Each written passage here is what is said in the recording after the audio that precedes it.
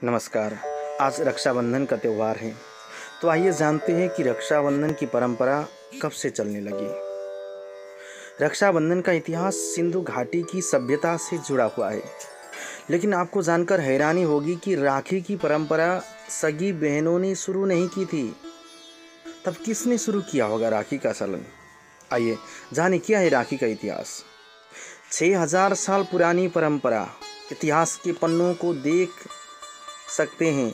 इतिहास के पन्नों को देखें तो इस त्यौहार की उत्पत्ति लगभग 6000 साल पहले बताई गई है। इसके कई साक्ष्य भी इतिहास के पन्नों में दर्ज हैं। विदेश में बसे लोगों को भी भाती है राखी।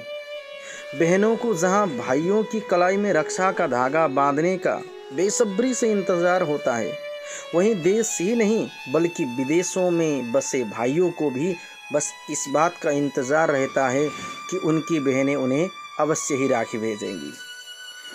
सगी बहन नहीं तो भी कोई समस्या नहीं। हमारे देश में मुँह बोली बहनों से राखी बंधवाने की परंपरा भी काफ़ी पुरानी है। इसलिए उन भाइयों को भी निराशा का सामना नहीं करना पड़ता जिनकी अपनी सगी बहन नहीं है, क्योंकि असल में रक्षाबंधन की परंपरा ही उन बहनों ने शुरू की थी जो सगी नहीं थी। मुंह बोली बहन ही थी, अपने सगी बहन ने रक्षाबंधन की शुरुआत नहीं की।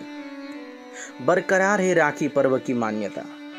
भले ही उन बहनों ने अपने संरक्षण के लिए ही इस पर्व की शुरुआत क्यों न की, लेकिन उसी बदौलत आज भी इस पर्व की मान्यता बरकरार है।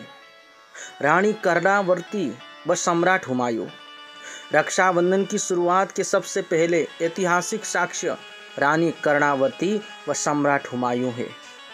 मध्यकालीन युग में राजपूत व मुस्लिमों के बीच संघर्ष चल रहा था। रानी कर्णावती चित्तौड़ के राजा की विधवा थी। उस दौरान गुजरात के सुल्तान बहादुर शाह से अपनी और अपनी प्रजा की सुरक्षा का कोई रास्ता न निकलता देख रानी ने हुमायूं को राखी भेजी थी। तब हुमायूं ने उनकी रक्षा कर उन्हें बहन का दर्जा दिया था। सिकंदर की जान बचाई थी राखी ने। आपको मालूम ही होगा कि दूसरा साक्ष्य अलेक्जेंडर व पुरु के बीच का माना जाता है। कहा जाता है कि हमेशा विजयी रहने वाला अलेक्जेंडर भारतीय राजा पुरु की प्रचंडता से काफ़ी विचलित हुआ। इससे अलेक्जेंडर की पत्नी काफ़ी तनाव में आ गई थी। पुरु ने बख्श दी सिकंदर की जान। उन्होंने रक्षाबंधन के त्यौहार के बारे में सुना था। उन्होंने भारतीय राजा पुरु को राखी भेजी।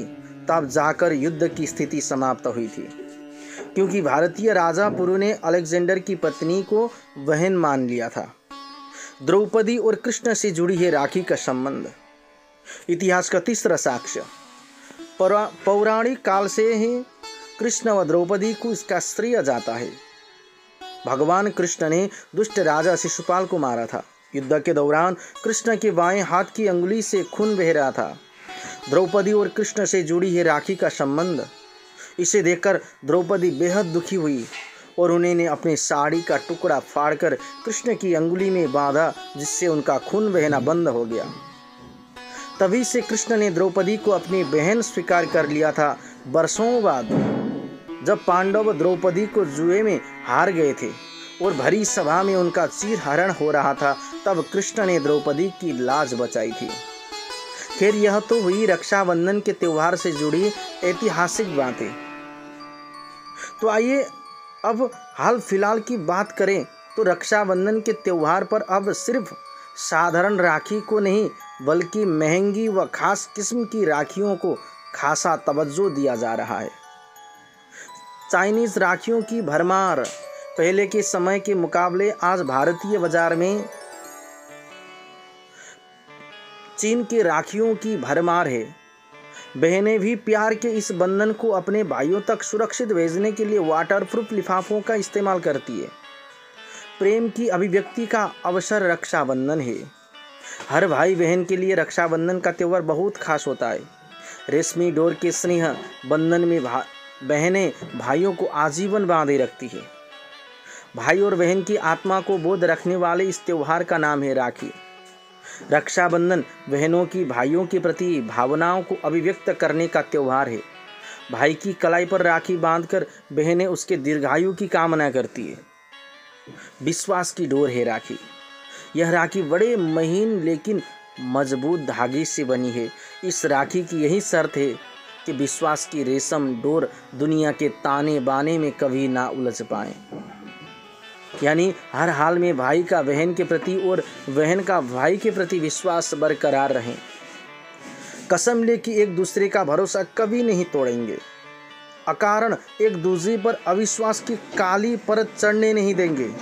अगर किसी एक से विश्वास की दीवार चटकती भी है, कसम ले कि एक दूसरे का भरोसा नहीं तोड़ेंगे, तो उसकी परिस्थिति को उदार मन से समझने का प्रयास करेंगे।